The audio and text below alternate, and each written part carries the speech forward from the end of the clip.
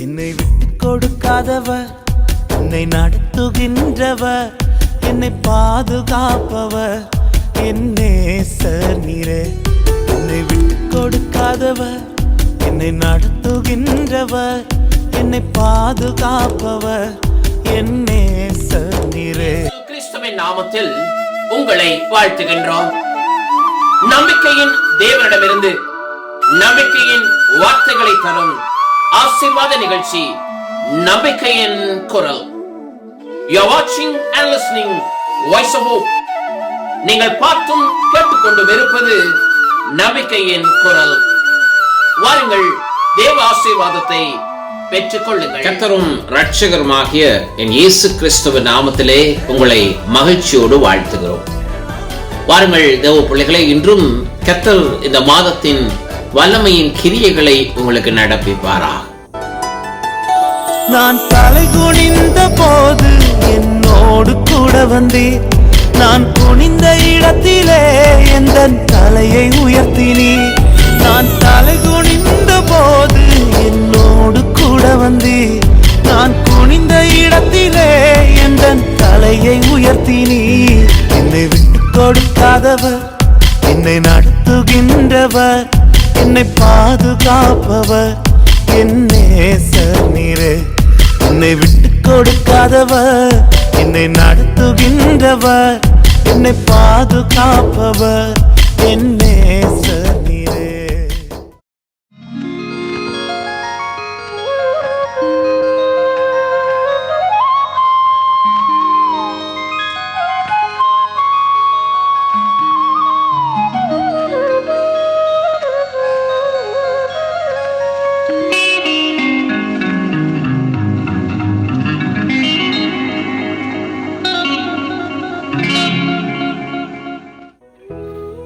கிறிஸ்துவுக்குள் அன்பான தேவ பிள்ளைகளே, மீண்டுமாய் ஒரு தேவ செய்தி வாயிலாய் உங்களை சந்திப்பதிலே மகிழ்ச்சி அடைகின்றோம். தேவன் மகிமையுள்ள ஒரு தேவன். வல்லமையான காரியங்களை நம்முடைய வாழ்க்கையிலே நடப்பிக்கும்படி தேவன் ஆயத்தமாய் இருக்கிறார். அவரை நம்புகிற தேவ பிள்ளைகளுக்கு நம்பிக்கையாயிருக்கிற மனுஷன் பாக்கியவான் என்று நமக்கு ஒரு நம்பிக்கையின் வார்த்தையையும் தேவன் நமக்கு வைத்திருக்கிறார். இன்றைக்கு அவர் மேல் நம்பிக்கையாயிருக்கிற மனுஷனாக உங்களை நீங்கள் மாற்றிக்கொண்டு ஒரு பாக்கியவான்களாய் மாறும்படி நீங்கள் விரும்புவீர்களாக இருந்தார். அதே சங்கீதத்தின் 34வது சங்கீதத்தின் 8வது வசனத்தின் முதல் பகுதி சொல்கிறது, கர்த்தர் நல்லவர் என்பதை ருசித்து பாருங்கள். ஆகவே இன்றைக்கு தேவ பிள்ளைகளே, அவரை ருசித்து பார்க்கும்படி உங்களை அன்போடு அழைக்கின்றேன். 1 பேதுருவின் புத்தகம் 5வது அதிகாரம் 10வது வசனத்திலே அங்கே வசனம் சொல்கிறது, கிறிஸ்து இயேசுவுக்குள் நம்மை தமது நித்திய மகிமைக்கு அழைத்தவராயிருக்கிற சகல கிருபையும் பொருந்திய தேவன் தாமே கொஞ்ச காலம் பாடனுபவிக்கிற உங்களை சீர்படுத்தி ஸ்திரப்படுத்தி பலப்படுத்தி நிலை நிறுத்துவாராக என்று அங்கே வாசிக்கின்றோம். இன்றைக்கு அருமையான தேவ பிள்ளைகளே, முதலாவது கர்த்தர் நல்லவர் என்று நீங்கள் ருசி பார்க்க வேண்டுமாக இருந்தால் அவருடைய கிருபையை ருசித்து பார்க்க கர்த்தர் இன்றைக்கு உங்களை அன்போடு அழைக்கிறார். அவருடைய கிருபையை ருசித்து பார்க்கும்படி தேவன் நமக்கு ஒரு வாய்ப்பை கர்த்தர் தருகிறார். ஆம் தேவ பிள்ளைகளே, கிறிஸ்து இயேசுவுக்குள்ளே நம்மை தமது நித்திய மகிமைக்கு அழைத்தவராய் இருக்கிறவர் சகல கிருபையும் பொருந்தினவராய் அவர் இருக்கிறார். பாருங்க, அந்த கிருபை பொருந்தின தேவன் என்ன செய்கிறார் என்றால், நம்முடைய வாழ்விலே தேவ பிள்ளைகளே, அவர் நம்மோடு கூட இருந்து நம் வழிகளில் எல்லாம் நம்மை நடத்தும்படி ஆயத்தமாயிருக்கிற அதே தேவன் அங்கே கொஞ்ச காலம் பாடனுபவிக்கிற நம்முடைய வாழ்விலே கிருபையாயிருக்கிறவர் நம்மை சீர்படுத்தும்படியும் நம்மை ஸ்திரப்படுத்தும்படியும் பலப்படுத்தி அங்கே தேவ பிள்ளைகளை நிலைநிறுத்தவும் அவர் ஆயத்தமாயிருக்கு. பாருங்க, கிருபை உள்ள தேவன் ஏதோ நாங்கள் நம்முடைய சொந்த முயற்சியை செய்து கொண்டு அவர் அண்டையிலே சார்ந்து விட வேண்டும் என்று அவர் எதிர்பார்க்கவில்லை. அவர் நமக்காக நம்முடைய வாழ்வுக்காக சகலவற்றையும் செய்யும்படி அவர் ஆயத்தமாயிருக்கிறார். இதை கேட்டுக்கொண்டிருக்கிற சகோதரனே, சகோதரி, இந்த கிருபை உள்ள தேவனை நீங்கள் அறிந்திருக்கிறீர்களா? இந்த கிருபை உள்ள கர்த்தர் உங்களுடைய வாழ்க்கையிலே வெளிப்பட வேண்டும் என்று நீங்கள் விரும்புகிறீர்களா? அவர் கிருபை உள்ள ஒரு தேவனாக அவர் நம்முடைய வாழ்க்கையிலே செயல்படும்படி அவர் ஆயத்தமாயிருக்கிறார். உங்கள் மீது அவர் கிருபை கூர்ந்ததனால் தான் தேவ பிள்ளைகளே தம்முடைய சரீரத்தை சிலுவையிலே அடிக்கப்படும்படி அங்கே அவர் ஒப்பு கொடுத்து நமக்கு ஒரு மீட்பை சிலுவையிலே பெற்று தந்திருக்கிறார். ஆம் சகோதரனே, சகோதரியே, கிறிஸ்தவ வாழ்க்கையிலே இந்த தேவனுடைய கிருபை நம்மை அனுதினமும் சந்தித்துக் கொண்டிருக்கிறது. அவருடைய கிருபை தேவ பிள்ளைகளே அனுதினமும் நம்மை தாங்குகிறதாய் அது காணப்படுகிறது. ஒருவேளை நாம் அறியாமல் நம்முடைய வாழ்விலே நடைபெறுகிற பயங்கரங்கள் அல்லது நெருக்கடிகள், கைவிடப்பட்ட நிலைமைகள் அங்கே காணப்படுமாக இருந்தால் வேதம் சொல்கிறது, நம்மேல் கண்ணோக்கமாய் இருக்கிற தேவன் அங்கே நம்மை தப்புவிக்கிற ஒரு தேவனாய் அவர் அங்கே காணப்படுகிறார். எபேசியர் 2வது அதிகாரம் 8வது வசனம் சொல்லுகிறது, நீங்கள் கிருபையினாலே விசுவாசத்தை கொண்டு ரட்சிக்கப்பட்டீர்கள், இது உங்களால் உண்டானது அல்ல, தேவனுடைய ஈவு என்று அங்கே குறிப்பிடுகிறார். ஆம் தேவ பிள்ளைகளே, கிருபையினாலே நாம் தேவனை விசுவாசித்ததனால் அங்கே தேவனுடைய பிள்ளைகளாக நாம் மாறும்படி அல்லது மாற்றப்பட்டு ஒரு ரட்சிப்பின் அனுபவத்தை நாம் பெற்றிருக்கிறோம். அங்கே அழகாய் சொல்லுகிறார், இது உங்களால் உண்டானதல்ல, எங்களால் உண்டானதல்ல. இதற்குரிய எந்த காரியத்தையும் நாம் செய்யவில்லை தேவ பிள்ளைகளே. இதை கேட்டுக்கொண்டிருக்கிற அருமை சகோதரனே, சகோதரியே, கிருபை என்றால் என்ன என்று படித்து பார்ப்பீர்களாக இருந்தால், தகுதி இல்லாதவனுக்கு காட்டப்படுகிற ஒரு அன்புதான் கிருபை என்று அங்கே காண முடியும். தகுதி இல்லாதவர்களுக்கு, முடியாதவர்களுக்கு, இயலாதவர்களுக்கு காட்டப்படுகின்ற ஒரு அன்பு தேவ பிள்ளை.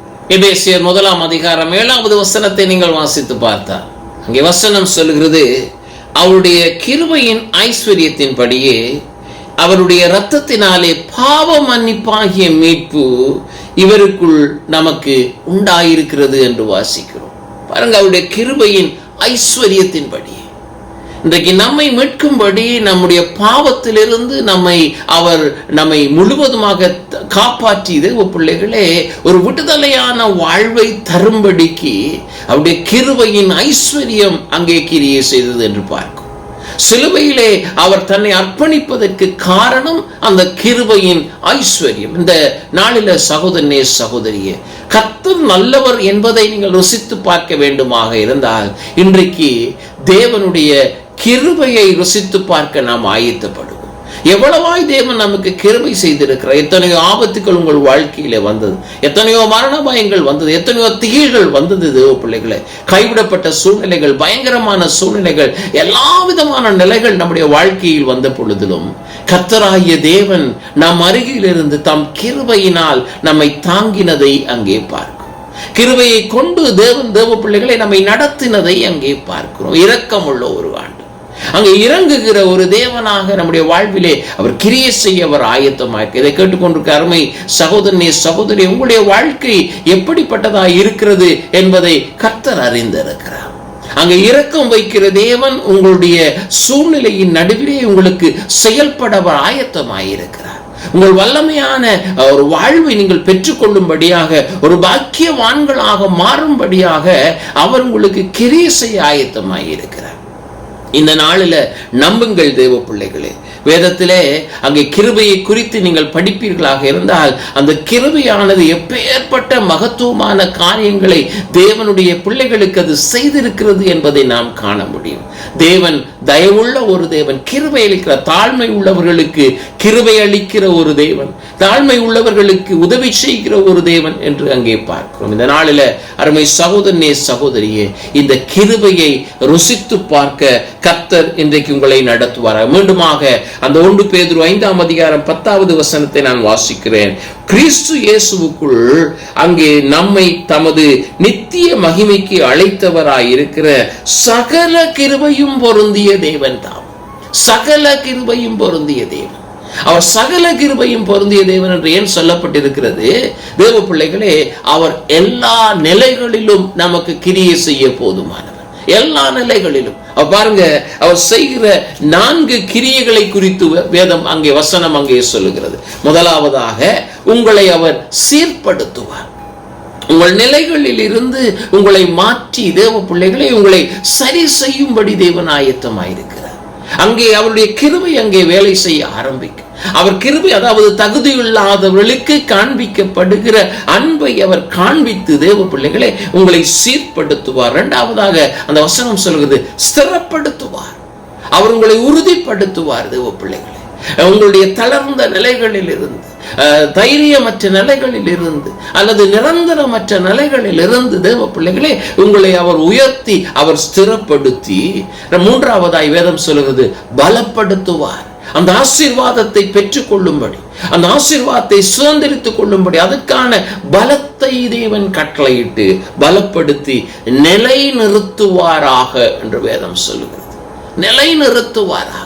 பாருங்க, இதை எங்கே எப்படிப்பட்ட ஒரு தேவன் இதை செய்கிறார் என்றால், சகல கிருபையும் பொருந்தின ஒரு தேவன். அப்படின்றால் ஏன் உங்கள் வாழ்க்கையில இன்னமும் கலங்கி கொண்டிருக்கிறீர்கள்? இன்னமும் ஏன் அதைரியத்தோடு காணப்படுகிறீர்கள்? தேவ பிள்ளைகளே, இன்றைக்கு கர்த்தர் நல்லவர் என்பதை ருசித்து பார்க்க வேண்டுமாக இருந்தால் முதலாவதாக கர்த்தருடைய கிருபையை ருசித்து பார்க்க ஆரம்பிக்கும். கிருபையை எண்ணி பாருங்கள் தேவ பிள்ளைகளே. இன்றைக்கு கர்த்தர் உங்களை தம்மை நம்புகிற ஒரு மனிதனாய் தேவன் மாற்றுவார். அவரை நம்புகிற ஜனமாய் நீங்கள் மாறுவீர்கள். உங்கள் வாழ்விலே ஒரு விடுதலை உண்டாக தேவன் உங்களை நடத்துவார். விசுவாசிக்கிறவர்கள் தேவனால் மகிமையான காரியங்களை பெற்றுக்கொள்ள முடியும். விசுவாசிக்கிறவர்களுக்கு தேவன் வல்லமையான கிரியை தேவன் நடப்பிக்க தேவன் ஆயத்தமாய் இருக்கிறார். ஆகவே இந்த நாளில் தேவ பிள்ளைகளே, அங்கே கிருபை உள்ள ஒரு ஆண்டவரை, கிருபை உள்ள வழிகளில், கிருபையான வழிகளில் நம்மை நடத்துகிற தேவனை இன்றைக்கு காண கர்த்தர் உங்களுக்கு உதவி செய்வார். ஆக உங்கள் வழிகளிலே கர்த்தருடைய கிருபையின் அந்த காரியங்களை பெற்றுக்கொள்ளும்படி, அல்லது பெற்றுக்கொண்ட கிருபைகளை நினைவு கூறும்படி இன்றைக்கு அர்ப்பணியுங்கள். வரப்போகிற நாட்களிலே கர்த்தருடைய மகிமையின் காரியங்களை நீங்கள் அங்கே பெற்றுக்கொள்ள முடியும். ஜெபிப்போமா? அன்பின் பரலோக தகப்பனே, எங்கள் வாழ்க்கையிலே நீர் கிருபையுள்ள தேவனாய் இருக்கிறதற்காக ஸ்தோத்திரம். கிருபையின் ஆசீர்வாதங்களுக்காக நாங்கள் நன்றி செலுத்துகிறோம். இந்த நாளிலும் வந்திருக்கிற ஆண்டவரை கேட்கிற ஒவ்வொரு பிள்ளைகளையும், ஆண்டவரை ஜெபிக்கிற ஒவ்வொரு பிள்ளைகளையும், விசுவாசிக்கிற ஒவ்வொரு பிள்ளைகளையும் ஆண்டவரை இன்றைக்கு உம்முடைய கிருபையின் கண்கள் அவர்கள் மேல் இருக்கிறது என்பதை அவர்கள் காணும்படியாக, உம்முடைய கிருபையின் ஆசீர்வாதங்கள் அவர்களுக்கு உரியது என்பதை அவர்கள் உணரும்படியாய் சுவாமி இந்த நாளில் தேவன் நடத்தும்படியா நாங்கள் ஜெபிக்கிறோம். ஒரு வல்லமையான கிரியை பெற்றுக்கொள்ள உதவி செய்யும், விடுதலையை பெற்றுக்கொள்ள உதவி செய்யும், உம்முடைய சமூகத்தை உணர உதவி செய்யும். ஆண்டவரே, எல்லா நெருக்கடிகள் கர்த்தாவே, எல்லா ஸ்திரமற்ற நிலைமைகள் ஆண்டவரே, எல்லா சீர்கேடான நிலைமைகள், சீர்படாத நிலைமைகள் எல்லாவற்றிலும் இருந்து கர்த்தாவே இவர்களை மீட்டு உயர்த்தி ஆண்டவரே இவர்களை பலப்படுத்தி நிலைநிறுத்தும்படியா நாங்கள் ஜெபிக்கிறோம். கால்கள் ஊன்றி ஆண்டவரே ஒரு ஜெயமான வாழ்க்கையை பெற்றுக்கொள்ள கர்த்தர் உதவி செய்யும்படியா நாங்கள் ஜெபிக்கிறோம். வழி நடத்தும், ஆசீர்வதியும். இயேசுவின் நாமத்தில் ஜெபிக்கிறோம் எங்கள் நல்ல பிதாவே. ஆமென், ஆமென். ஆம் கிறிஸ்துவுக்குள் அன்பானவர்களை, மீண்டும் ஒரு தேவ செய்தியோடு உங்களை சந்திக்கும் வரை கர்த்தர் உங்களை ஆசீர்வதிப்பார் என்று கூறி உங்களிடத்திலிருந்து விடைபெறுகிறேன்.